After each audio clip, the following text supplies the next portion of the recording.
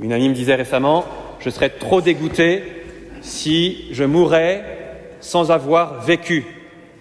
J'ai bien aimé l'expression.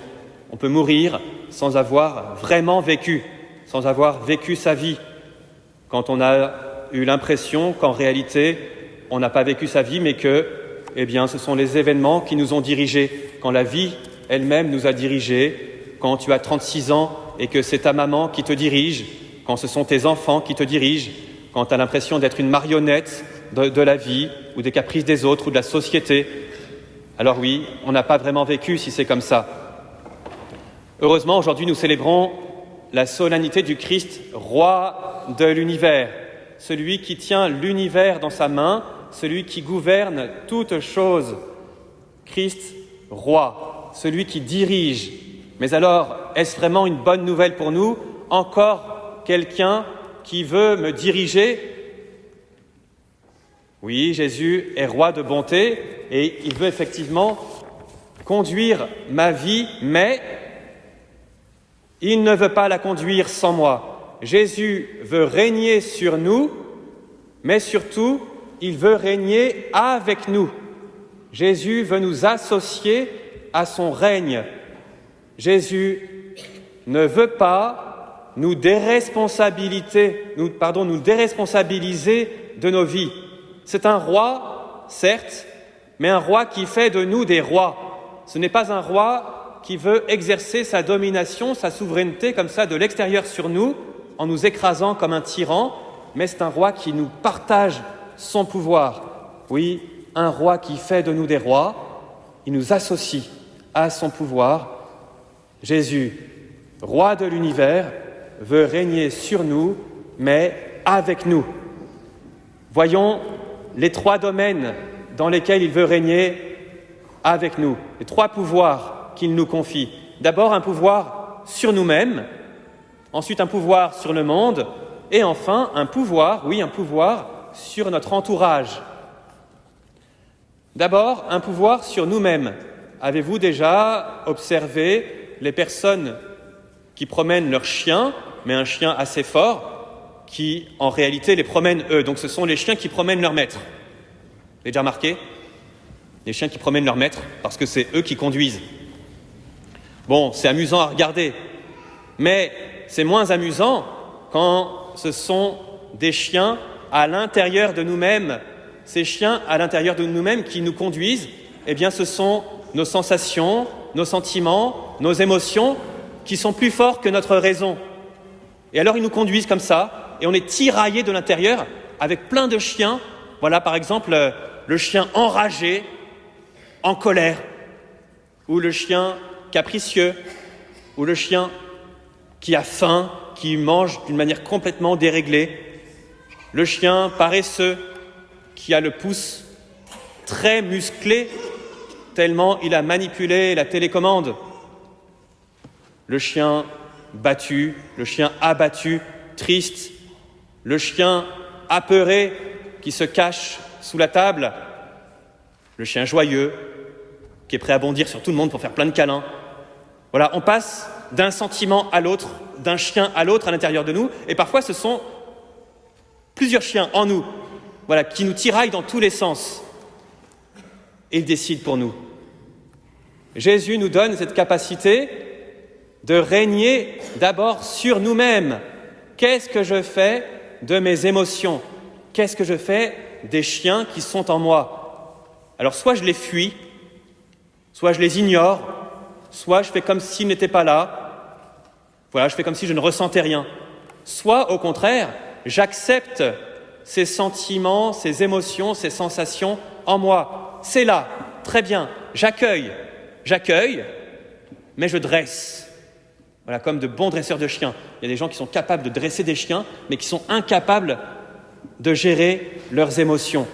Il ne s'agit donc pas de rejeter nos émotions, mais d'en faire une force. Oui, je vais diriger mes petits monstres intérieurs pour en faire une force. Par exemple, ma colère. Je peux être en colère. Je ne rejette pas la colère. Je l'accueille. Elle est là. Je l'accueille et je vais la transformer en énergie, par exemple, pour réparer une injustice. Voilà comment nous pouvons dresser, voire dompter nos monstres intérieurs. Un jeune lycéen me disait il y a quelques jours, chaque jour, je me propose un défi très simple que je peux mettre en pratique pour progresser en vertu. Quelque chose de très simple, comme par exemple, je décide de me réveiller à la 3e sonnerie du réveil, tellement c'est dur pour moi. Et ensuite, je vais passer à la 2e, puis à la 1re, et là, je serai un homme. Voilà, oui, un petit défi comme ça, très simple, où on va pouvoir exercer sa volonté et pas simplement se laisser avoir par la sensation du moment. Mon corps me dit « reste encore au lit ». Oui, d'accord, mais ma volonté est capable de décider de me lever. C'est ce qu'on appelle le progrès dans les vertus. Et pour dominer nos sentiments, non pas pour les refouler, mais pour s'en servir, eh bien, nous posons ces petits actes, ces défis du quotidien, et nous demandons à l'Esprit Saint, le souffle de Dieu en nous, de venir fortifier nos qualités et développer en nous de nouvelles habitudes. Nous demandons aussi au Christ, lorsque nous recevons son corps dans la Sainte Eucharistie, nous recevons son corps, mais donc nous recevons sa vie, nous recevons son âme, eh bien Seigneur, que tes sentiments touchent mes sentiments. Je suis en colère, eh bien transforme ma colère en énergie. Je suis triste, eh bien que ta joie touche ma tristesse, et toi aussi, tu as connu la tristesse, alors que ta tristesse vienne me consoler. Le Seigneur nous donne donc ce pouvoir de régner sur nous-mêmes. Ensuite, il nous donne le pouvoir de régner sur le monde. Oui, je dis bien sur le monde. On a l'impression parfois d'assister comme des spectateurs impuissants à la tragédie du monde. On est assis dans son canapé devant BFM TV et on se dit « Ah, quel monde de malades !» On se lamente et puis on exerce encore le super pouvoir de son pouce et on passe tranquillement à Netflix. Mais on est dans ce monde. On a la capacité de changer le cours du monde, même si on n'est pas président de la République ou président du monde. Dieu, dit saint Paul, mène toutes choses au gré de sa volonté. Oui, Dieu mène toutes choses au gré de sa volonté, mais je vous le disais, il veut régner avec nous. Il veut faire de nous les associés de la domination qu'il exerce sur le monde. Chers amis, si les chrétiens étaient vraiment chrétiens, eh bien je vous l'assure, le monde tournerait autrement et bien mieux. Nous avons ce pouvoir, chers frères et sœurs, de changer le cours des choses.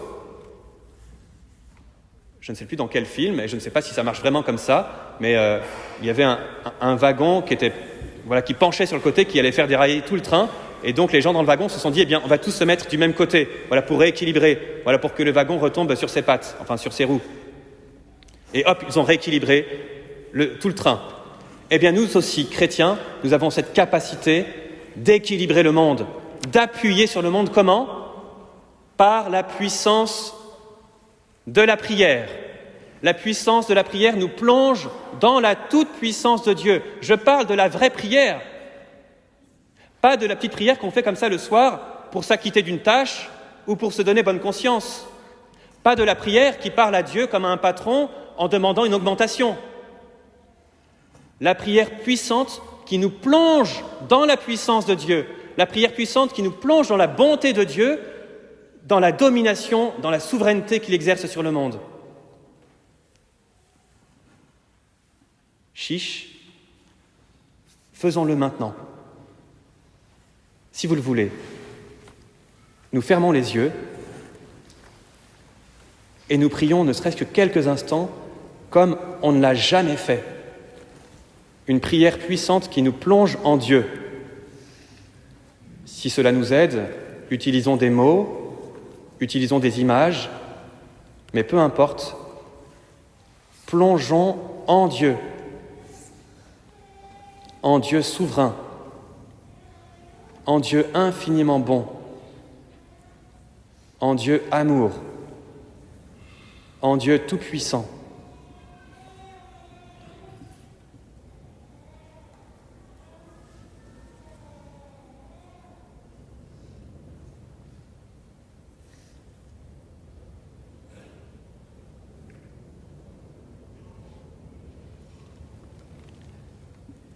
Chers amis, soyons-en convaincus dans la foi, le monde, grâce à vous, se porte mieux. Le monde se porte mieux. On vient de diriger le monde, on vient de changer le cours des choses. Et cela est à notre portée, quel que soit notre état de santé, quels que soient nos sentiments du moment, nous avons cette capacité de diriger le monde. Prenons quelques minutes chaque jour pour faire cet exercice de la vraie prière en plongeant nos racines par la foi et par l'amour dans la toute-puissance de Dieu. Notre troisième pouvoir, pour terminer, c'est notre pouvoir sur les personnes qui nous entourent. Non pas le pouvoir de les manipuler, mais le pouvoir de les rendre heureux. Quelqu'un me disait récemment, j'ai connu une personne qui m'a véritablement aimé, alors je me suis dit, maintenant je peux mourir en paix. Parce que cette personne m'a aimé, alors que jusqu'ici je me sentais utilisé. Vous voyez, on a ce pouvoir d'aimer. On n'a pas le pouvoir de changer les problèmes des gens qui s'adressent à nous. Et on est parfois bien démunis. Mais on a cette capacité d'accueillir, d'écouter, d'aimer, d'accompagner, d'épauler, d'aimer. Mère Teresa disait « Ne laissez jamais personne repartir de chez vous moins heureuse que quand elle est venue. » Oui, chaque personne doit repartir de chez vous plus heureuse que quand elle est venue. Voilà, même si on n'a pas pu changer leurs problèmes, on a pu les aimer. Je pense à Denise, 93 ans, qui, dit-elle, va voir tous les dimanches ces petits vieux qui sont plus jeunes qu'elle pour leur accorder 3 minutes de bonheur. Et certains sont atteints dans l'EHPAD qu'elle visite d'Alzheimer et elle sait très bien que 3 minutes après leurs 3 minutes de bonheur, ils auront tout oublié. Mais elle le fait gratuitement. On a cette capacité de rendre les autres heureux. Chers amis, recevons de notre Seigneur ce pouvoir de régner sur nous-mêmes par des exercices quotidiens, des petits défis quotidiens qui nous font grandir et bien utiliser nos émotions.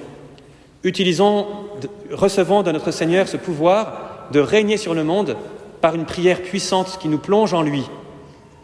Recevons du Seigneur ce pouvoir de rendre les autres heureux, alors nous pourrons nous-mêmes mourir en ayant vraiment vécu. Au nom du Père et du Fils et du Saint-Esprit. Amen.